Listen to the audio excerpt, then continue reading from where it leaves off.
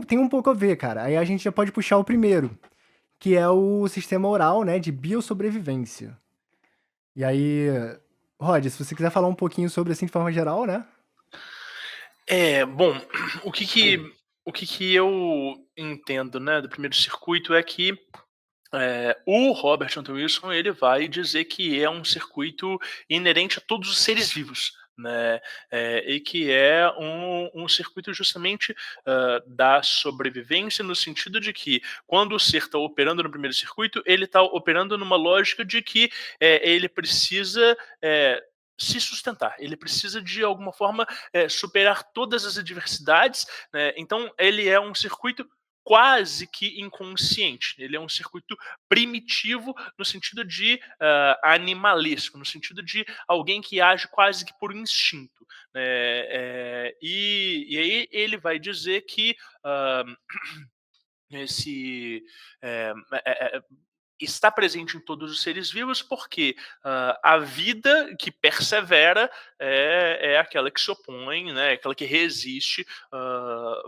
aos desafios da natureza. Mas Ok, isso é o que eu encontrei, né? Opa, aí a Olha Skynet, a só. Skynet. revolução das máquinas. Mas bom, eu não saberia definir melhor do que isso. Uhum. Cara, eu acho que, assim, a questão por que que é oral, né? Por que que é biossobrevivência oral? E por que que tem essa correlação com a questão freudiana? Porque justamente, como você falou, todo ser vivo, o que que ele precisa fazer o mínimo, né, pra sobreviver no meio? Tipo, até um ser unicelular.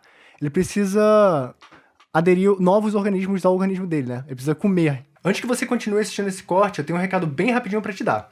Se você gosta de magia do caos, discordianismo e do próprio Robert Anton Wilson, que é o autor que a gente tá tratando nesse corte, você precisa saber que nós, da editora Finord, estamos com uma campanha no Catarse para publicar a trilogia Illuminatus pela primeira vez.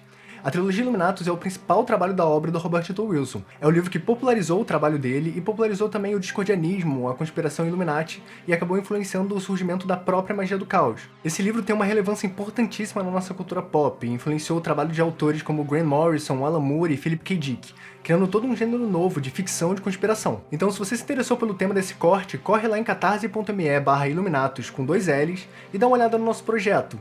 Você tem apenas até o dia 13 de setembro para fazer o seu apoio. Então corre lá que eu tô contando com você. Um bebê, por exemplo, que ele tá no início do desenvolvimento e o cérebro dele ainda é mais primitivo, não se desenvolveu, né? Ele vai conhecer o mundo ao redor dele pela boca, né? Tem muito disso. Então você vai levar a boca pra entender o que é aquilo, é um instinto que tá marcado na gente. E todo ser come, né? Todo ser que tá vivo tem que comer alguma coisa. Tem que botar alguma coisa pra dentro pra agregar o seu próprio organismo e tal. E isso faz parte da sobrevivência, né? E aí ele coloca no livro vários exemplos de, assim, que aí já entra na viagem das correlações, né, que aí a gente já não teria mais como comprovar 100%, mas que são suposições. Ele diz, por exemplo, que lugares onde se come alimentos culturalmente ao redor do mundo todo, tradicionalmente são redondos, né? Exceto pequenas exceções, pontuais. Então, pratos são redondos, copos são redondos. E isso seria porque a primeira forma de alimentação do ser humano é o seio materno. Então, isso seria uma dessas cunhagens que ele fala, né, que eu falei mais cedo, que acontecem nos determinados períodos. Então, assim, você nasceu ali, até o momento que você tá começando a andar, a explorar as coisas com as mãos, que aí você vai entrar no próximo estágio, você tá no período de suscetibilidade à cunhagem oral. Então, qualquer coisa que aconteça ali vai te gerar algum trauma, alguma questão, pendência, né, oral. Seja nesse nível mais subjetivo de dar preferência a objetos redondos para se alimentar, ou até mesmo, eventualmente, você ter alguma compulsão por alimentação, fumo, bebida, coisas que envolvam a boca, né? Algo que é mencionado brevemente, se eu não me engano. Mas o que eu lembro é isso, né?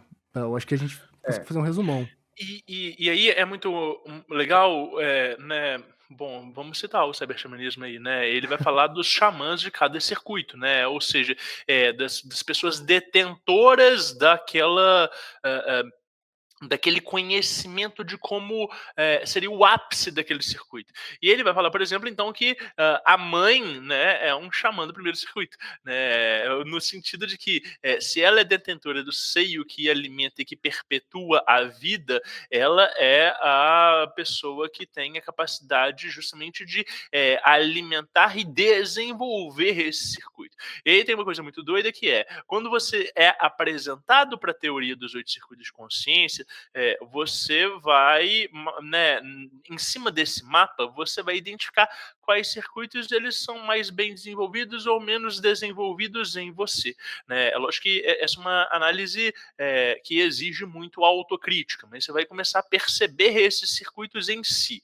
Né? E aí, o que o Robert Anton Wilson ele dá a entender no livro dele com os exercícios é que esses circuitos eles podem ser desenvolvidos. Então, se você tem defasagens na sua formação psicoemocional, você tem a capacidade de, através de certos exercícios, ir, né, fazendo esses ajustes internos e corrigindo né, traumas e situações, que é a própria proposição do Timothy Leary quando a gente está falando dos, né, dos psicoativos. Então, isso é uma coisa muito interessante, né? Sim, sim. Eu gostaria de propor uma comparação direta, até para implementar e apimentar esse episódio, com uma coisa que tem em Cientologia, que eu lembrei aqui, Lá vem. que são as 8 dinâmicas, para ver se batem com os 8 circuitos de consciência. E a gente falou do primeiro, né?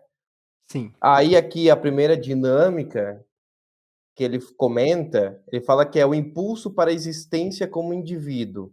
Aqui temos a individualidade expressa na sua plenitude. Essa pode ser a chamada de dinâmica do eu.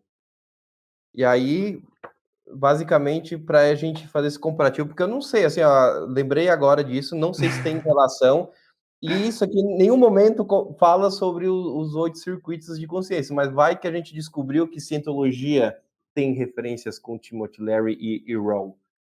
Ou ao inverso, né? Cara, pelo que eu conheço da Cientologia, eu acho mais fácil ser o inverso, cara.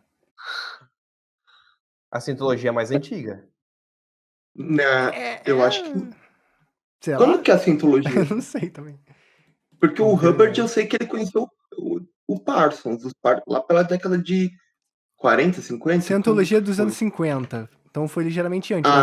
De quando são os livros? Agora, aí fica a questão. Depende também do livro Porque a Cientologia começa com a Dianética, né?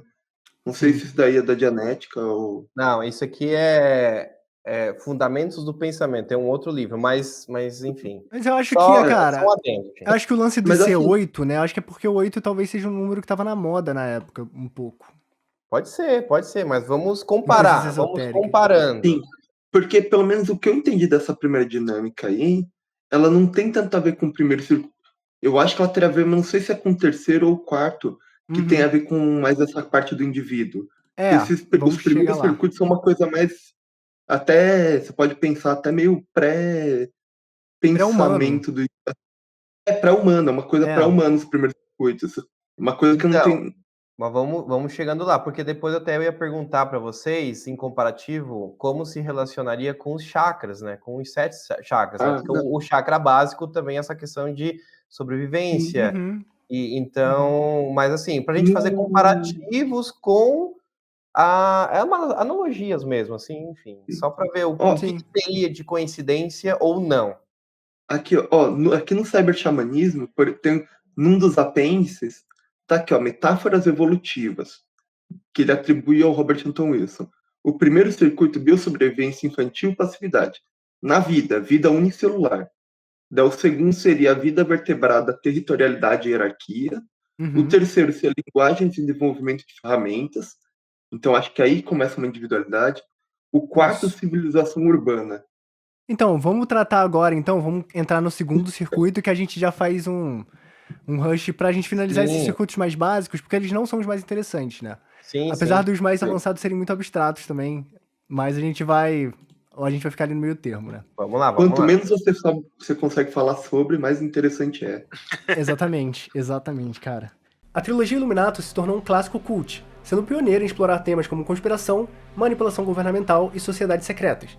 e uma odisseia caótica repleta de filosofia, ocultismo, sátira e contracultura. Então, se você quer ter esse pequeno pedaço da nossa cultura moderna, apoie em catarse.me/iluminatus e garanta as recompensas exclusivas e com desconto.